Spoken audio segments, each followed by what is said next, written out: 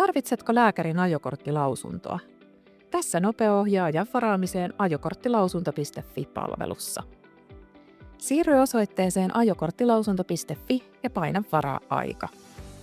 Täytä perustietosi huolellisesti ja varmista, että yhteystietosi ovat oikein. Muistathan käydä Optikon näöntarkastuksessa ajokorttilausuntoa varten ennen videovastaanottoa. Näöntarkastustodistuksen voit liittää ajanvarauksen yhteydessä tai myöhemmin ennen vastaanottoa. Tarkistathan, että näöntarkastuslausunto on vaatimusten mukainen. Ohjeet tähän löydät sivuiltamme. Valitse tämän jälkeen sinulle sopiva aika videovastaanotolle ajanvarauskalenterista. Tunnistaudu turvallisesti pankkitunnuksilla tai mobiilivarmenteella, täytä esitietolomake ja liitä tarvittavat dokumentit vastaanottoa varten.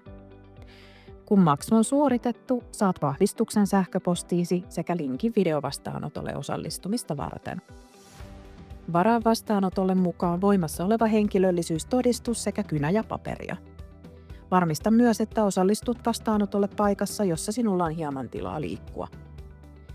Lausunto toimitetaan vastaanoton jälkeen helposti ja turvallisesti joko sähköisesti Traficomille tai sinulle salattuna sähköpostina. Ajokorttilausunnon hankkiminen onnistuu helposti ilman käyntiä vastaanotolla. Varaa oma aikasi osoitteessa ajokorttilausunto.fi.